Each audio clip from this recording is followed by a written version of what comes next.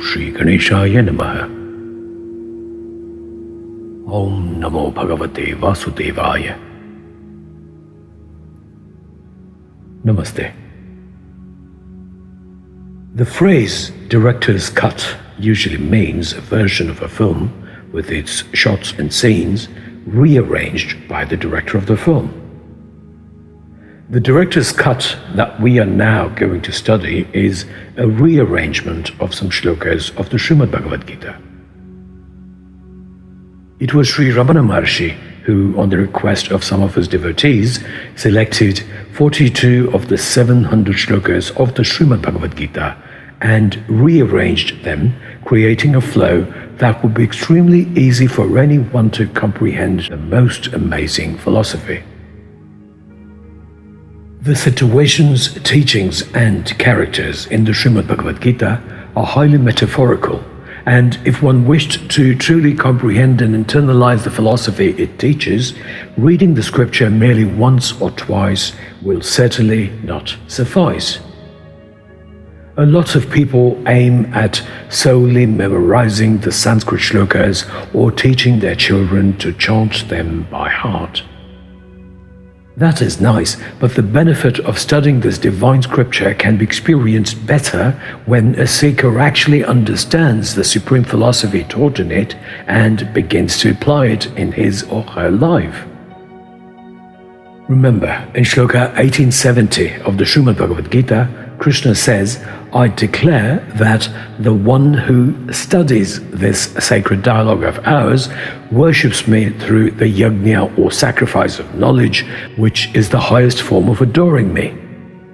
Please note what Krishna said, the one who studies this sacred dialogue of ours, and not the one who learns it by heart and merely regurgitates it. This arrangement made by sage Sri Ramana Maharshi of 42 shlokas from the Srimad Bhagavad Gita that have been grouped in 10 sections by this humble seeker should make it easy for anyone to begin to comprehend the supreme Vedanta philosophy. The Maharshi is known as an experiential Vedantin who experienced awakening and attained self-realization at a rather young age. Your own self-realization is the greatest service you can render the world, said Sri Ramana Maharshi. The crash course begins. Section 1. The body, the self, and existence.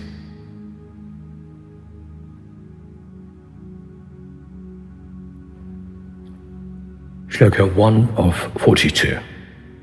Sanjaya said, "To Arjuna, who was overcome with compassion, pity and sadness, and with eyes filled with tears, Madhusudana, or Bhagavan Krishna, said as follows." Shloka 2 of 42. O Arjuna, the wise sages call this body the kshetra, or the field, and he who knows it the kshetrajna, or the knower of the field. Shloka 3 of 42. You should know that the kshetrajna, or the embodied self in all bodies or kshetras, is me, O Arjuna. Knowing about the kshetra and the kshetrajnas is called knowledge. Shloka 4 of 42. I am the self, O Arjuna, situated within all living entities. I am the origin, the middle, and also the end of all beings. Shloka 5 of 42. For one who is born, death is certain, and for one who dies, rebirth is certain. Hence, you should not grieve for this inevitable truth. Shloka 6 of 42. The self is never born, nor does it die at any time. It does not come into existence by being born. The self is constant. It is not killed when the body dies. Shloka 7 of 42. The soul, or the self, is indeed incombustible.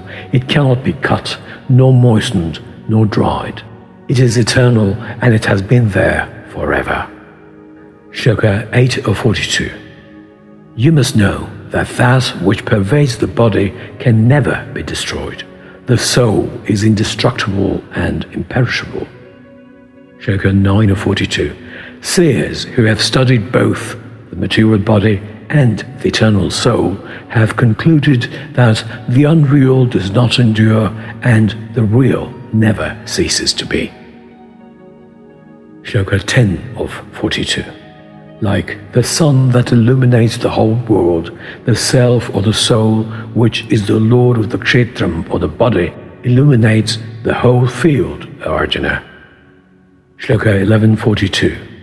Neither does the sun, the moon, nor fire illumine my supreme abode. The one who reaches the highest abode never returns to material life. Section 2. The highest goal is understanding the ultimate truth of the omnipresent divinity. Shloka 12 of 42. What is called the unmanifest and the imperishable is said to be the highest goal. Those who reach it do not return to this cycle of birth and death. That is my highest abode. Shloka 13 of 42. Those who are free from vanity and delusion are victorious over the evil of attachment, dwell constantly in the self, have their desires completely turned away, and are freed from the pairs of opposites known as pleasure and pain, will certainly reach the eternal goal. Shloka 14 of 42. A person who disregards the teachings of the scriptures and acts under the influence of desire attains neither perfection, happiness, nor the supreme goal. Shloka 15 of 42. The person who truly sees is the one who sees the Supreme Soul or the Supreme Bhagavan existing equally in all beings, the unperishing within the perishing. 16 of 42. By single-minded devotion and dedication, I can be seen and known like this, and in fact, one can even become one with me, O mighty armed Arjuna. Section 3. Faith and the kinds of faith and devotion. Shloka 17 of 42. The faith of everyone is as per their nature, O Arjuna. People are what the nature of their faith is. 18 of 42. The person of faith and devotion who has control over the senses attains knowledge. He immediately attains supreme peace. Section 4. The mind, the intelligence, the intellect, and spiritual strength. 19 of 42. To them who are ever steadfast in worshipping me with love, I give the yoga of discrimination by which they come to me. 20 of 42. Out of mere compassion for them, I reside in their intellect and destroy the darkness born of ignorance by the bright lamp of knowledge. 21 of 42. But to those whose ignorance is destroyed by the knowledge of the self, their knowledge, like the sun, manifests that highest being. 22 of 42. The senses are superior to the sense objects. The mind is superior to the senses, but the intellect is superior to the mind, and the self or the soul is superior to the intellect. 23 of 42. Therefore, knowing oneself to be higher than the material senses, the mind, and the intelligence, one must conquer the enemy which is in the form of lust and desire. This enemy is difficult to conquer, and only spiritual strength can conquer it. Section 5. The fire of knowledge that burns karma. 24 of 42. Just as a blazing fire burns wood used as fuel into ashes, Arjuna, knowledge burns all actions and reactions due to material activities into ashes. 25 of 42. A person whose every action is devoid of selfish desires and whose actions are burnt by the fire of knowledge is known to be a wise and highly learned person.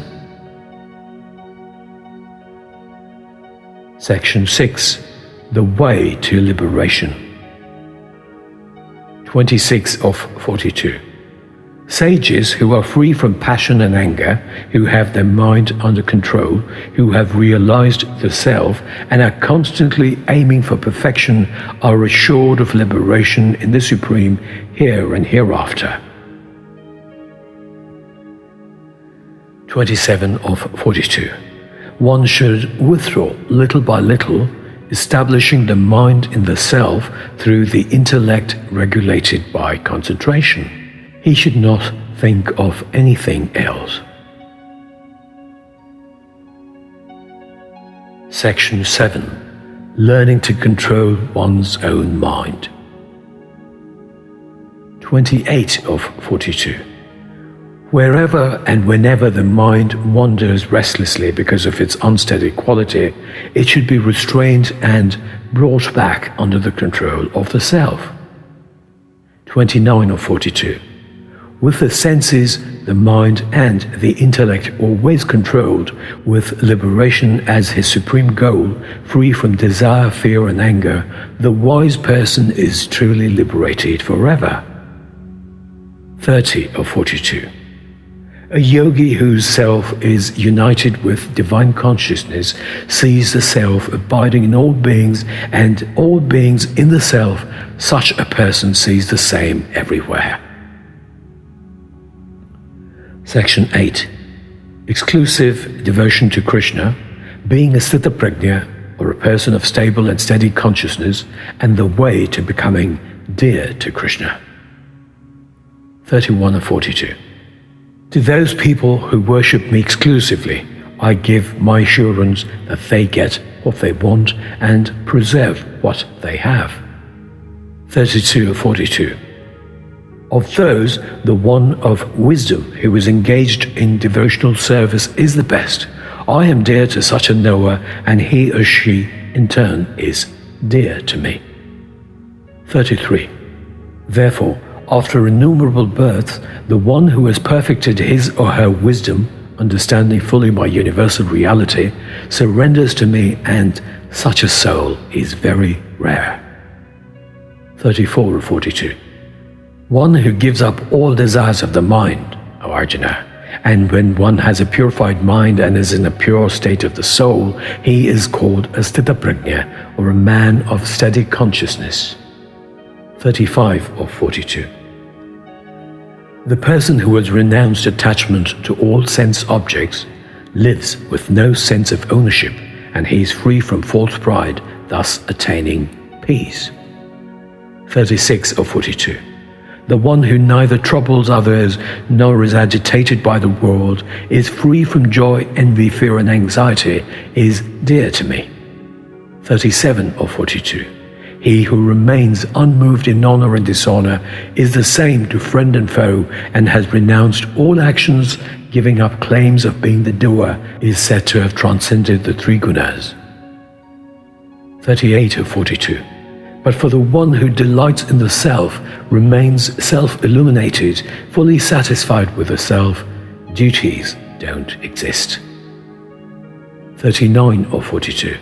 Such a person has no purpose whatsoever, and is not interested in whatever is done or not done. He also does not depend on other living beings. Section 9. Being self-content, free of envy, balanced both in success as well as in failure. 40 or 42. A person who is satisfied with gains that come to him on their own is steady, has surpassed duality, and is free from envy. Such a person is even-minded both in success as well as in failure. He is never bound even while performing actions. 41 or 42. The Supreme Bhagavan dwells in the hearts of all beings, Arjuna, and in accordance to their respective karma, he directs the wanderings of all beings by his Maya or elusive power as if they were mounted on a machine. Section 10. Seeking total refuge in divinity. 42 or 42. O Arjuna, seek refuge in him and surrender your body, mind and soul unto him. By his grace you shall attain supreme peace and eternal abode.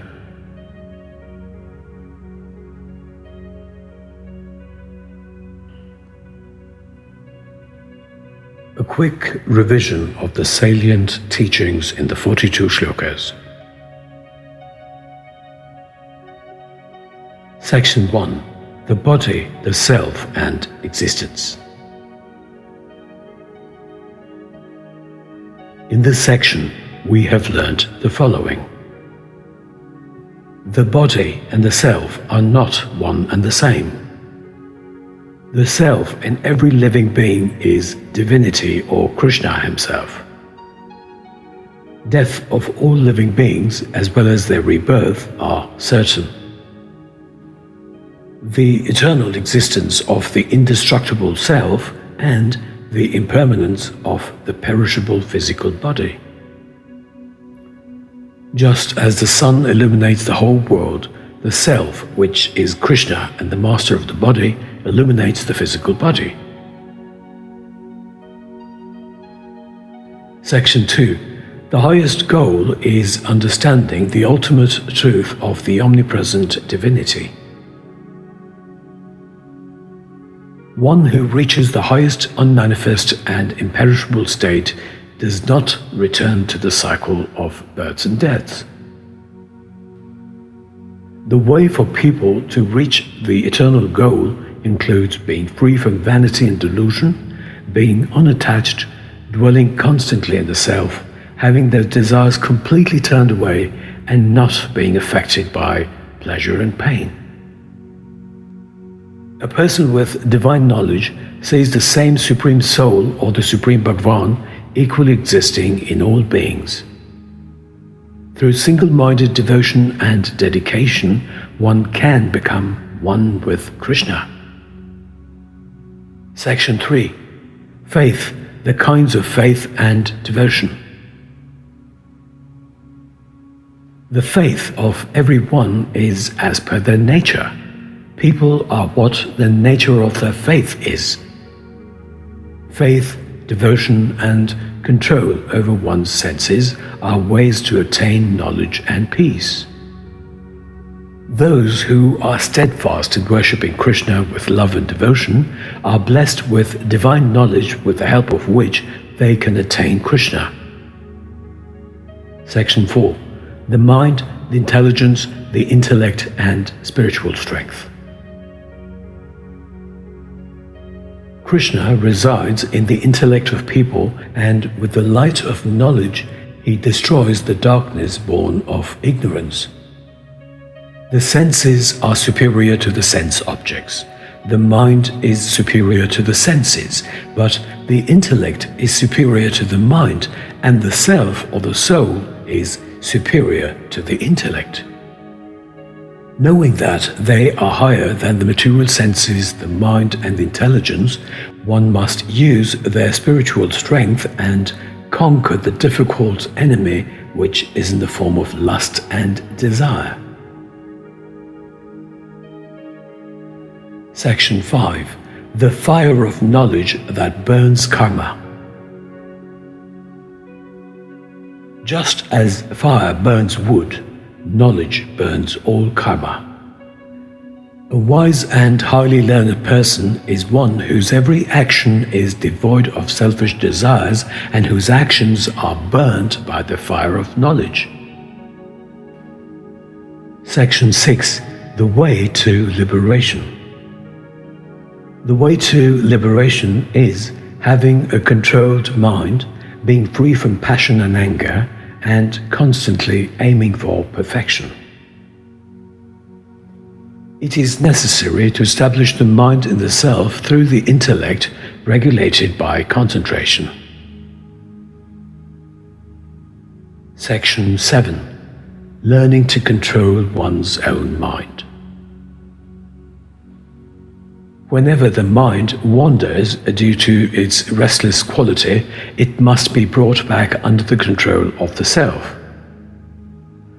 Those who have their senses, mind, and intellect always under control are free from desire, fear, and anger, and have liberation as their supreme goal, are liberated forever. A person with divine consciousness sees the self abiding in all beings and all beings in the self. Section 8. Exclusive devotion to Krishna, being a sthita-prajna or a person of stable and steady consciousness, and the way to becoming dear to Krishna. Those who worship with exclusive devotion get what they want and preserve what they have. A person of wisdom who is engaged in devotional service is dear to Krishna. A sthita-prajna, or a man of steady consciousness, is one who gives up all desires of the mind, has a purified mind, and is in a pure state of the soul. Such a person who has given up all attachment to sense objects and has no sense of ownership and is free from pride attains peace. The one who neither troubles others nor is agitated by the world and is free from joy, envy, fear, and anxiety is dear to Krishna. One who remains unaffected in honor and dishonor is the same to friend and foe, and has renounced all actions by giving up claims of being the doer, is one who has transcended the three gunas. Section 9. Being self-content, free of envy, and balanced both in success as well as in failure. A person who is satisfied with gains that come to him on their own, is steady, has surpassed duality, and is free from envy, is one who is even-minded both in success as well as in failure. He is never bound even while performing actions.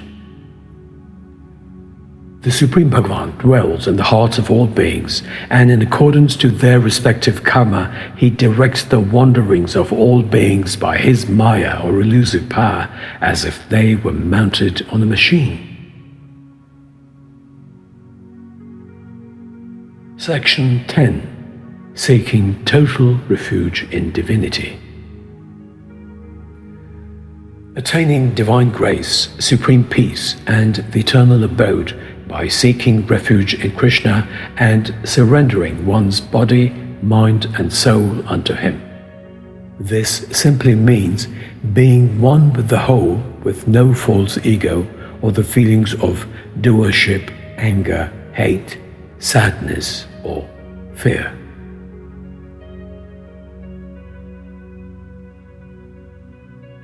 Thank you. May peace reign in your heart, mind, and soul. Krishnam Vande Jagadgurum.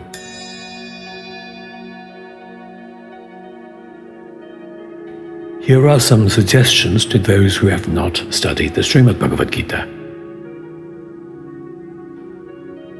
On completing this course, please watch my video titled The Srimad Bhagavad Gita Made Easy, a run-through in English. I also have an audiobook with the same title. Choose any or all of the following. Audiobooks. The Srimad Bhagavad Gita in English, retold and read for you by Tavamitram Sarvada. A Gita experience with Tavamitram Sarvada. The complete Srimad Bhagavad Gita narrated in Sanskrit and retold to you in English by Tavamitram Sarvada. Video course on Udemy. Age. A Gita experience with Tavamitram Sarvada Bliss.